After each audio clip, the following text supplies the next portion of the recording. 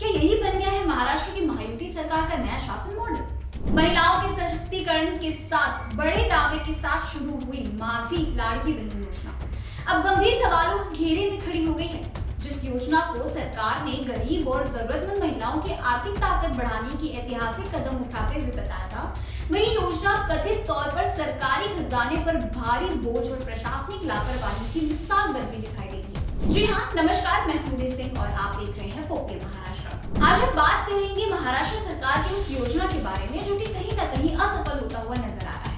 जी हाँ, सरकार की जांच में सामने आया कि लाडली बहन योजना में करीब 71 लाख अपात्र लाभार्थियों की इस योजना को लाभ दिया गया।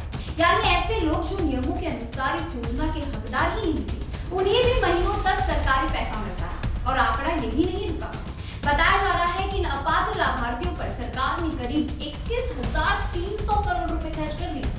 सोचिए, 21,000 करोड़ यानी कई बड़े विकास प्रोजेक्ट्स के बराबर रकम बिना जांच की बांट दी गई।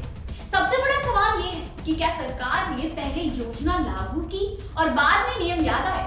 कौन थे ये अपात्र लाभार्थी? वह जांच में तो फैक्ट सामने आए हैं और वो भी चौंकाने वाले।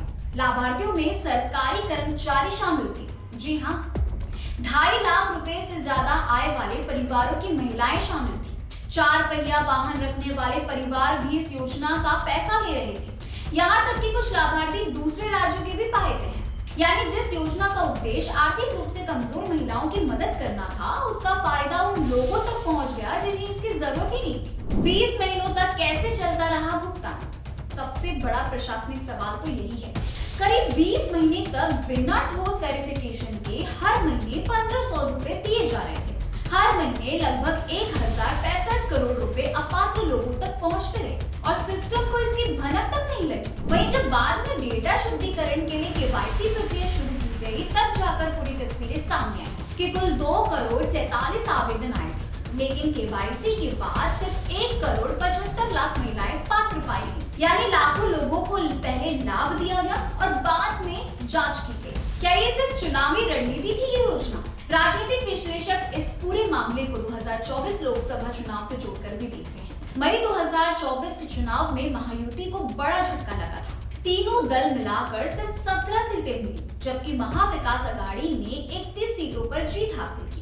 इसके बाद विधानसभा चुनाव नजदीक थे और राजनीतिक दबाव बढ़ चुका था। ऐसे में मध्य प्रदेश की सफल लाडली बहन योजना के मॉडल को महाराष्ट्र में लागू करने का फैसला लिया गया। अधिकारियों को मध्य प्रदेश भेजा गया, योजना का अध्ययन हुआ और जुलाई 2024 से महाराष्ट्र में इसे शुरू करने की योजना बनाई गई। लेकिन आरोप ये है कि जल्दबाजी में योजना लागू करने के कारण जांच प्रक्रिया को नजरअंदाज किया गया। सरकारी खजाने पर असर इतनी बड़ी संख्या में भुगतान करने के लिए हर महीने करीब 3,600 करोड़ रुपए की जरूरत पड़ गई। बताया जा रहा है कि इसके लिए सरकार ने आदिवासी और सामाजिक न्याय विभाग के फंड तक को इस योजना में ट्रांसफर कर दिया। अब सवाल उठ रहा है, क्या कल्याणकारी योजना के नाम पर दूसरे सामाजिक क्षेत्रों का बजट प्रभावित हुआ है? तो सवाल सिर्फ एक योजना का ही नहीं है, सवाल है भरोसे का। लाडली बहन नाम ही अपने आप में भावनात्मक है। एक ऐसी योजना जिसे महिलाओं की आर्थिक मजबूती, सम्मान और सुरक्षा से जोड़ा गया। लेकिन अब जब आंकड़े सामने आ रहे हैं तो तस्वीरें उतनी सरल नहीं दिखाई देती जितनी शुरुआती में दिखाई दे रही थी। 71 लाख महिलाएं, जी हाँ, 71 लाख लाभार्थी अब अपात्र घोषित किए जा चुके हैं। करीब 21,000 करोड़ रुपए जनता के टैक्स का पैसा बिना पूरी जांच के खर्च हो गया। और यही वह जगह है जहां राजनीति खत्म होती है और जवाबदेही शुरू होती है।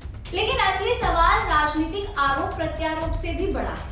क्या हमारी कल्याणकारी योजनाएं अब चुनावी रणनीति का हिस्सा बनती जा रही है? क्या योजनाएं पहले वोट के लिए बनाई जाती है और बाद में सिस्टम उनकी जांच करता है?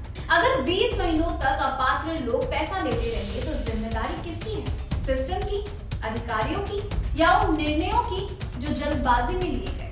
सरकार कह सकती है कि केवाईसी के जरिए गलती सुधारी जा रही है, लेकिन जनता कुछ पूछ रही है, गलती हुई कैसे? लोकतंत्र में योजनाएं सिर्फ घोषणाओं से नहीं चलती, वे भरोसे से चलती हैं। और भरोसा तब बनता है जब पारदर्शिता हो और जवाबदेही और फैसले जल्दबाजी में नहीं बल्कि तैयारी के साथ लिए जाए। आज महाराष्ट्र की राजनीति में बहस जारी है, लेकिन अंतिम फैसला जनता की अदालत में ही होगा।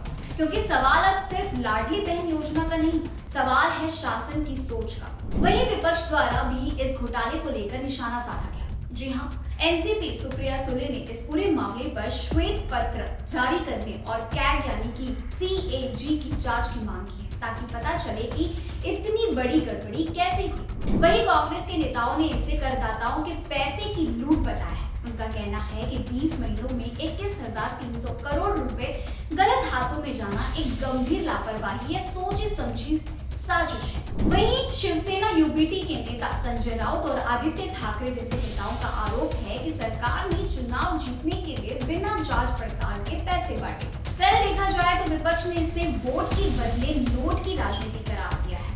सरकार की इस लापरवाही पर आपकी क्या राय है?